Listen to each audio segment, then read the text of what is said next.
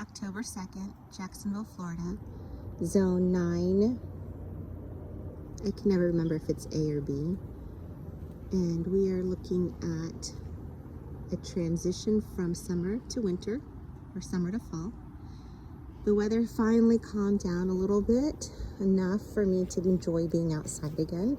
So the last couple of days have been a process of clearing out and cutting things down and moving things around to start over and making a to-do list of what needs to be done. So on my to-do list is cutting down that sugar cane, stabilizing it a little bit better, and not sure, I'm going to keep this through the fall.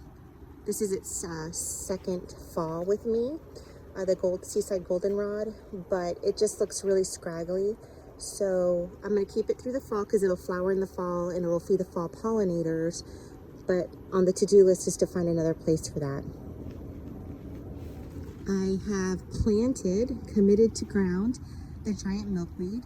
This is my first plant that I've actually committed from a pot to the ground. I'm trying to phase into that phase next of getting things out of pots, now that I'm pretty sure that that's where I want it.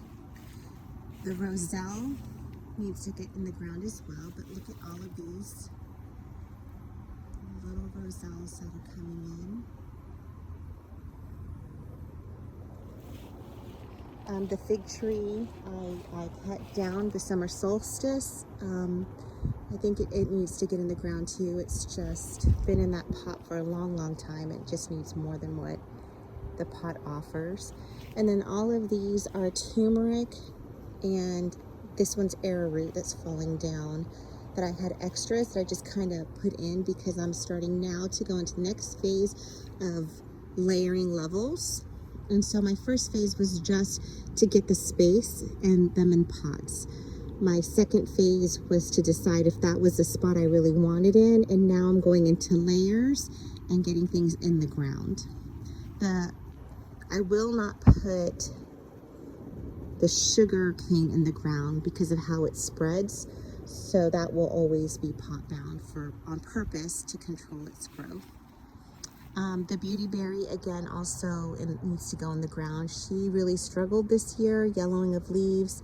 I didn't fertilize as much because I was more on a garden budget this time around. So I put a bunch of compost in her and she did perk up, but she probably needs to be in the ground as well. And the cassia here I got as a cloud sulfur butterfly host plant, but they don't really like this cassia. They like the Senna Brevet more, which is a weed around here. So this will die off in the frost, and I'll probably take advantage at that point, and I'm not sure if I'm going to keep it or relocate it or do what, but this is real estate that I feel like I need to devote to something else. The passion vine on this vine, I had mentioned in another video how I was surprised that it didn't take off. Like, I anticipated this to just be covered in passion vine.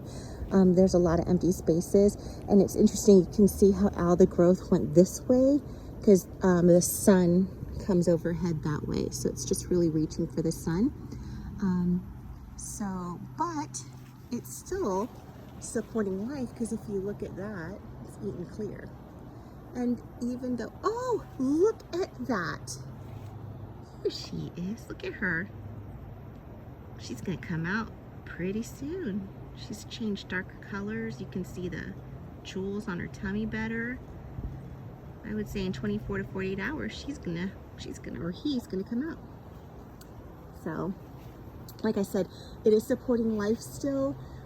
Not as much as earlier. It's starting to die down a little bit, but the passion vine will stay. This one in particular, I did have to chop my other one down.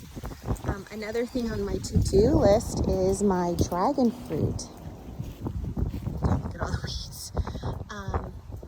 These were cuttings my sister gave me. She gave me 3 cuttings, and I thought 2 of the 3 were dead, and they're showing signs of life. And this one, the main one's got like 2 shoots coming in. So if I'm going to commit to this plant, I need to give it something more sturdy than just a tomato cage. My sister recently did make the whole dragon fruit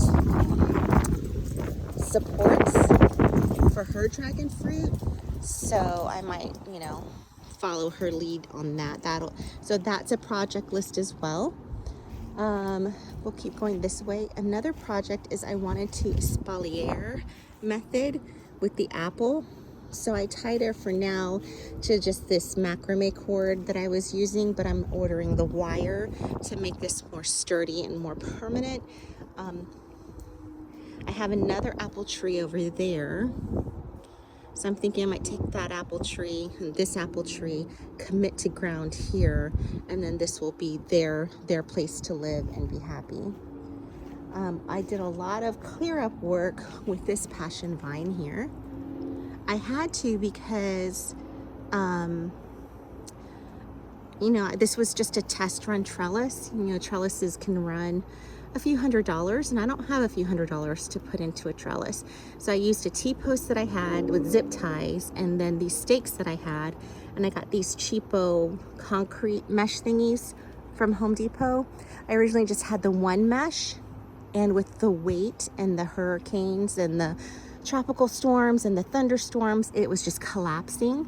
So in order to restabilize it, I just had to just cut it way back to get it back up there, but that's okay. It'll come around again. This area is on my project list for fall to clean up. We still have Everglade tomatoes here that are trying to make a comeback with the cooler fall temperatures. They're starting to put on flowers again, so maybe I'll have a fall harvest of those.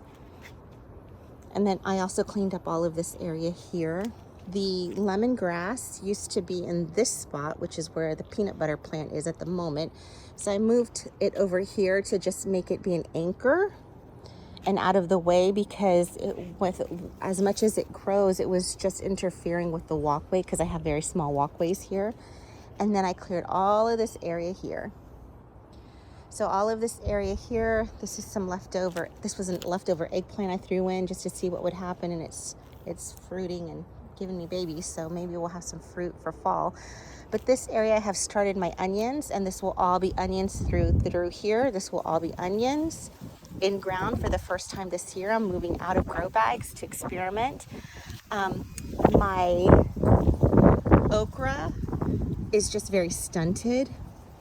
My first year I had 8-foot tall okra, and I had told you that in another video, and every year it's smaller and producing less. And when I pulled out an extra little okra seedling I had here, it looks like root knot nematodes have kicked in. So I put some marigolds. They say that's a treatment for it. I don't think I have the right marigold, but we'll deal with that. My basil, I always grow basil for the pollinators. I don't really use it in my cooking, so I don't worry that necessarily that there's marks on the leaves or it doesn't look that pretty and fresh, because I don't eat it. So it's just for the birds. Sorry, I have something in my shoe. Okay, so we'll go back around this way. I did trim back a little bit of the black raspberries. This is the new growth, so this will be the canes that will produce next year. So these are first year canes. I believe they'll qualify as second year canes, which is when this is their first year. So these canes will qualify as second cane next year, which is when they will produce the fruit, where these canes have already done their production, so they can get cut off. And we'll get to that. Over here, my avocado is all branched out. You can see where I made the cut. I think I cut this one. Maybe it was this one. This was one year. This is this year before last, to keep it, trying the grow a little fruit tree method. Big mistake doing it in the grow bag, but we've talked about that before. Got to cut, project list is cut this out.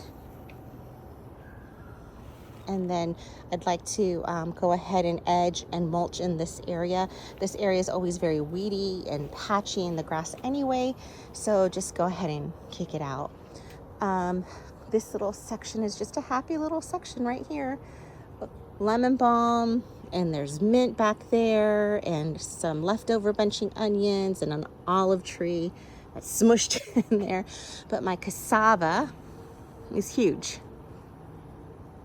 Another experiment in the garden. We'll see how it does with the winter. I'm thinking about come winter time, I might cut it all the way down and then cover it with blankets. We'll see what happens. And then I have this cassava as well to experiment with over along this side. And then my mighty kale is still branching out. I'm thinking about cutting her down, but my husband's like, no, just let her grow. Thinking about cutting her here because I don't do anything with this part. It's looking, it needs to be cleaned up anyway. So we'll see what happens with that. This used to be a volunteer Everglade tomato. Took that out, and I have the coral vine for now right there. That's a good pollinator. And then I cleaned up a bunch of containers and stuff over here. We have ginger, we have turmeric going, the star fruit tree hidden here underneath the amaranth and next to a volunteer bok choy is very happy compared to like this star fruit back here on its own. Some more peppers. My neighbor gave me some bok choy, so that's where that is. This is definitely the work in progress area. I've been working in this area. I'll show you in a minute. But these were all of my sweet potatoes that were in this section over here. I went ahead and harvested them. I got 30 something pounds of sweet potatoes just in that little section there. And then the peppers were originally against the fence back there. And I moved them over here because I'm in the process of flip-flopping all of these. And I think in the last video I mentioned how, you know, the snow square stem is just way too big. And it's all going to seed too. But I mean, the bees love it. Look at that. Happy little guy. So I want to keep it, but like I said in the last video, this is not the place for it. So it will go probably right there. And the Seaside Goldenrod that was in this, I've already transplanted with some of the Giardia I've transplanted. But all of this is wildflower, Florida native stuff that needs to have something happen to it. This is the main source for my hummingbirds. Some of my butterflies still in full bloom, getting beautiful flowers in. I've propagated 3 of these.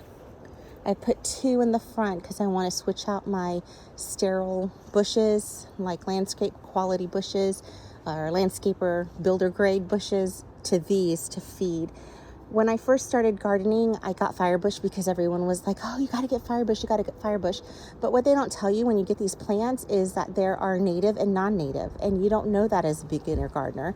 So now, even though this is non-native, I'm fully committed to it because it does serve its purpose, and I'm not getting rid of it. So that's one thing I've started to learn as out of experience is, even though you have the name of the plant, you have to know which one is appropriate for your area. Peppers are all moved here, like I said earlier. Oh, and all those sweet potatoes that you see in the bag there, those are all volunteers of scraps and pieces that got left behind. So my serrano has been producing really well. I'm excited that my habanero is coming in, and super excited that my ají dulce is starting to produce. We use this to make sofrito, so I'm excited that that's coming in. Again, planted a bunch of marigolds, and then I did chop and drop in this area, see if I can feed the soil and clear it. This weekend, my biggest project was just clearing this area. This was full of tithonia that has passed its season, that had fallen over. This is full of narrow leaf. This is my first year with this native, and sunflower, and it's starting to flower. So I'm excited that there is a pollinator source for the fall food of nectar. But again, lesson learned. This needs to be trellised or staked. Right now, I just have it haphazardly tied to the back fence, my neighbor's jungle, tied to the back fence, and it's just a hot mess. So now I know better. This was my first year growing it just to see what would happen. I have seen what is happening, and I will need to adjust accordingly. And then here you can see I cut all this Tithonia and chopped and dropped it. And my limes are coming in. This needs a little fertilizer, a little extra love. So this is where I stand. I have a whole project list in my head. I have a whole bunch that I've already done and cleared out. So getting ready for fall.